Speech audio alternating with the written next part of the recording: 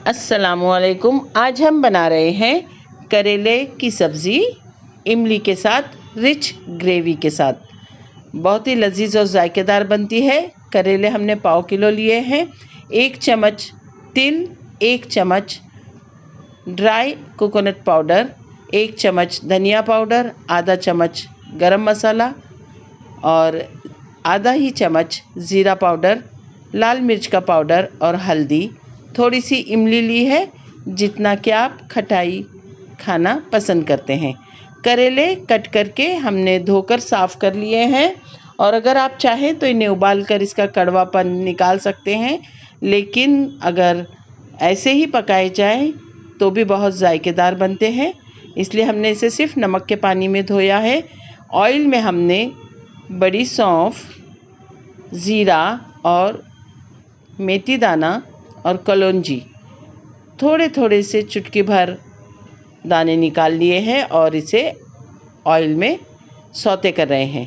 जैसे ही ये बीज चटकने लगेंगे, हम इस ऑयल में हमारे करेले शामिल करने वाले हैं और ऑयल में करेले खूब अच्छी तरह से भुने जाएंगे, क्योंकि हमने इसे बॉईल करके नहीं लिया है और इसे पकने में काफ़ी वक्त लगेगी, ताकि ये बहुत ही सॉफ्ट और नरम से पक जाए।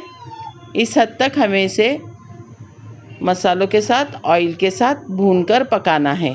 अब ऑयल में ये भून रहे हैं, इस वक्त हम डालेंगे इसमें 1 चम्मच अदरक लहसुन का पेस्ट और 1 टमाटर बड़े साइज़ का हमने काटा है।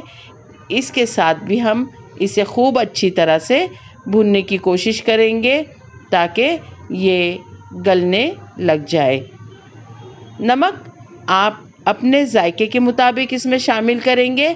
अब जो हमने तिल और ड्राई कोकोनट निकाला था, उसे हमने खूब अच्छी तरह से ग्राइंड कर लिया है और तमाम मसाले हम करेले में शामिल करके इसे भूनने वाले हैं। करना ये है कि मसाले लगने ना पाए, जलने ना पाए, इसलिए थोड़ी थोड़ी देर से इसमें चम्मच चलाते हुए, पानी के छींटे देते हुए हम मसाले को भूनते रहेंगे। देखिए, हमने थोड़ा सा पानी शामिल किया है इसे भूनने के लिए और ढककर इसे पकाते रहेंगे स्लो आंच पर। इमली हमने भीगने के लिए रख दी थी, जिसका कम से कम 1 प्याला पानी निकलेगा। इमली थोड़ी सी ही थी, इसका कड़वापन थोड़ा सा कम हो जाएगा। देखिए, इमली हटाकर हमने सिर्फ इसका पानी शामिल किया है। अब इस पानी में भी करेले को खूब अच्छी तरह से उस वक्त तक भूनेंगे जब तक हमारी ग्रेवी ड्राई ना हो जाए और हमारे करेले अच्छी तरह से गल न जाएं। इस स्टेज पर आपने नमक और इसका मिर्च चेक करना है। देखिए, खूब अच्छी तरह से पक रहे हैं और ऑयल सरफेस पर आने लगा है, लेकिन अभी इसमें पानी और खुश्क होना बाकी है। इसे उस वक्त तक पकाएंगे जब तक हमारी ग्रेवी गाढ़ी और रिच ना बन जाए। देखिए, हमारी सब्ज़ी तैयार है। बहुत ही जायकेदार और लजीज बनती है। इसकी ग्रेवी बहुत रिच बनती है। अल्लाह ताला आपके दस्तरखान पर बहुत सारी बरकतें और नेमतें अता फरमाएं। अगर आपको ये रेसिपी पसंद आती है तो सब्सक्राइब ज़रूर कीजिए और दुआओं में याद रखिए।